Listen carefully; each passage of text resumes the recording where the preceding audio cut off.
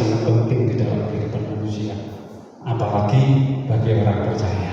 Ya, jadi mendengar firman Tuhan dan melakukan adalah sesuatu yang sangat penting dalam kehidupan manusia, apalagi bagi saudara dan saya yang sudah percaya. Amin. Nah, saudara, seringkali kita itu sudah tidak setia. Jadi ada orang yang berpendapat begini, saudara, menjadi orang pintar itu lebih penting sebenarnya ya, sehingga kalau ada sekolah itu mereka senang belajar untuk menjadi orang pintar, dan itu tidak salah. Nah, yang jadi salah kalau sekolah itu lebih penting daripada belajar firman Tuhan dan melakukannya, ini sudah jadi salah, saudara ya. Kalau kita ingin belajar pintar itu tidak salah, tetapi kalau kita mengabaikan untuk mendengar firman Tuhan dan melakukan, itu yang salah. Sebab orang pintar itu orang bilang sangat berguna, Pak. Ya, saya setuju, gitu ya. Untuk membangun bangsa dan untuk membangun kelangsungan keluarganya, mencapai kemakmuran secara ekonomi, saya setuju. Tapi kalau tidak mendengar firman Allah dan melakukan, benarkah itu jaminan bagi kita bahwa kita akan makmur dan menjadi orang baik? Belum tentu kan, ya kan? Nah, ternyata sekarang ini kita bisa melihat banyak orang pintar tetapi moralnya buruk, saudara. Sehingga kita mulai kewalahan dengan generasi sekarang. Orang bilang generasi milenial ini disebut generasi Z.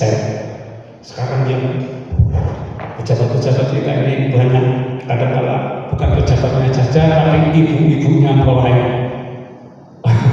pamer kekayaannya, ya, istri-istrinya di medsos itu pamer tasnya yang mahal, bajunya yang super mahal, saya emang kaget-kaget lihat baju harganya, gitu ya.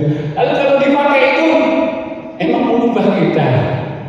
Nah, saudara, ternyata orang pintar itu kalau tidak lengkap, kalau dia mendengar firman dan melakukan, dia baru menjadi orang pintar yang begini. Amin. Karena moralnya baik. Nah, itu yang Tuhan inginkan di dalam kehidupan kita. Jadi mendengarkan Tuhan dan melakukan firman-Nya itu sungguh-sungguh besar, saudara. Sekarang bukan hanya pejabat, dari dulu juga bukan hanya pejabat yang mempunyai kelakuan yang jahat, bahkan kita pun semua dari seluruh lapisan masyarakat. Ya, sekarang ini banyak marak sekali orang-orang pintar melakukan kejahatan secara masif lewat medsos, ya, dan teknologi digital. Dulu nggak ada kejahatan yang seperti itu. Sekarang kalau saudara tidak hati-hati bermain HP, uang saudara bisa habis. Kan? Nah, banyak penipuan di sana, banyak trik-trik orang menipu, dan di situ saya mulai melihat betapa pentingnya mendengarkan firman Allah dan melakukan lagi besar, apalagi bagi orang percaya. Jadi jangan kita ikut-ikutan arus seperti itu. Firman Allah mengajari supaya kita menjadi orang pintar yang baik. Orang zaman akhir itu seperti ini gambarannya. 2 Timotius 3 ayat 1-5. Kita baca sama-sama. 2, 3. Ketahuilah bahwa pada hari-hari terakhir akan datang masa yang sukar. Manusia akan mencintai dirinya sendiri dan menjadi hamba uang. Mereka akan membual dan menyombongkan diri. Mereka akan menjadi pemfitnah. Mereka akan berontak terhadap orang tua dan tidak tahu berterima kasih, tidak memperdulikan agama, tidak tahu mengasihi, tidak mau berdamai, suka menjelekan orang dan tidak mengekang diri, garang dan tidak suka yang baik, ya, suka mengkhianati, tidak berpikir panjang, berlagak tahu, lebih menuruti hawa nafsu daripada menuruti Allah. Secara lahiriah mereka menjalankan ibadah mereka, tetapi pada hakikatnya mereka memungkiri kekuatannya. Jauhilah mereka. Mengapa itu susah diperbaiki? Susah, saudara. Kalau bukan karena firman Allah yang menyadarkan kita, susah untuk diperbaiki. Bahkan hukuman itu tidak pernah menyadarkan kita. Dan ini bukan kalangan orang-orang tertentu saja, bahkan di kalangan pendeta pun banyak saudara bisa melihat sekarang ini tidak ada yang bisa ditutupi. Tokoh-tokoh agama termasuk agama Kristen juga, ya kan? Pemimpinnya, pendetanya melakukan penipuan, melakukan pelecehan seksual dan sebagainya, saudara. Mungkin kita kaget, kok bisa? Ya. Terus sekali lagi, seringkali walaupun kita sudah mendengar, tetapi hati kita tertutup karena kita tidak melakukannya, maka itu tidak akan mengubah kehidupan kita. Amin. Tetapi ketika kita mendengar firman Tuhan dan memasukkan dalam hati, itu yang mengubah hidup kita, mengubah perilaku kita. Sehingga Tuhan mengatakan, kita baca Matius 4 ayat 4. Tetapi Yesus menjawab, ada tertulis, manusia hidup bukan dari roti saja, tetapi dari setiap firman yang keluar dari mulut Allah. Jadi saudara, maksudnya manusia itu kalau hidup dari roti saja, ya itu tadi, menjadi orang pintar yang moralnya buruk. Salah satu fungsi firman Tuhan adalah untuk mencegah kita melakukan kejahatan dengan cara membuka mata hati kita supaya kita tidak merugikan sesama, tidak mencederai sesama. Ketika kita bekerja bersama, kita tidak punya keinginan, walaupun kita ingin semua kerja itu ingin mendapat untung, ya, betul ya? Nah, semua orang kerja itu tidak betul. Ada orang yang kerja dan mau rugi, bakso.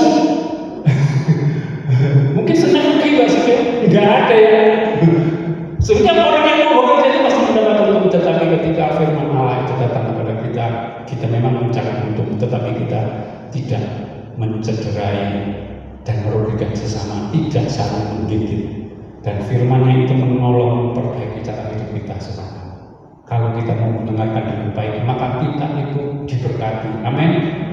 Maka kita itu akan menjadi orang-orang yang hidupnya penuh damai sejahtera. Nah, itu sebabnya, saudara, saya mau kasih tahu saudara, firman Allah itu bukan menekan kita, bukan untuk bukan untuk membuat kita tidak bebas, tetapi menolong kita supaya kita itu dilindungi dari segala kejahatan. Amin. Nah, jangan keliru, saudara. Jadi mari kita pagi ini akal budi kita harus diperbarui supaya kita mengerti bahwa setiap perintah dan larangan Allah adalah untuk kebaikan dan untuk melindungi kita dari yang jahat. Yang kedua adalah soal mati dan hidup.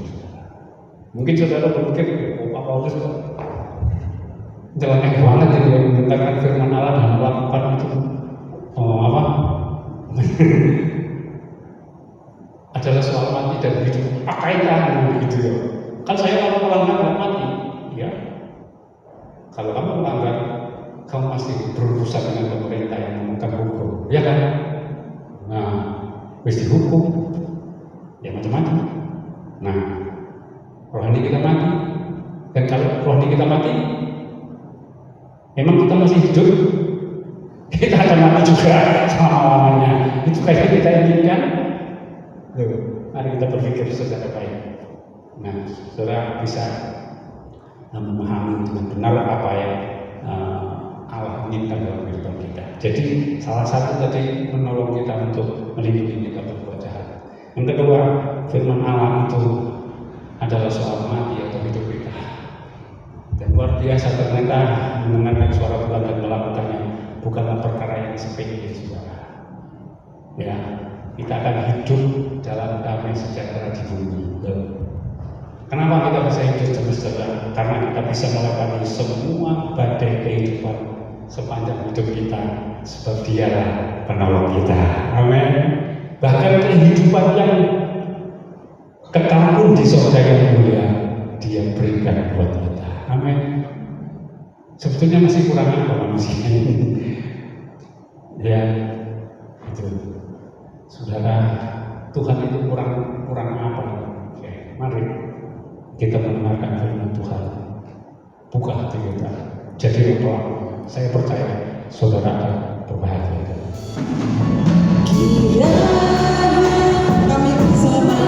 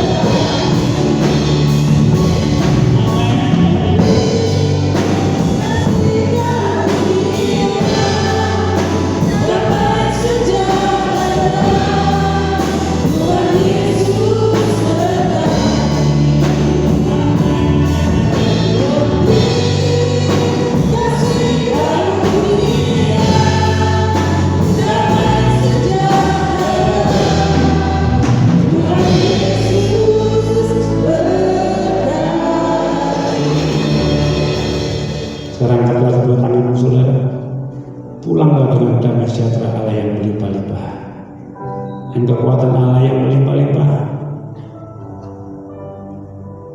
akan menopang kehidupan saudara dan saya, dan berkat-berkat jasmani yang berlimpah-limpah akan memberkati, memelihara kehidupan saudara dan saya mulai hari ini sampai Maranatha.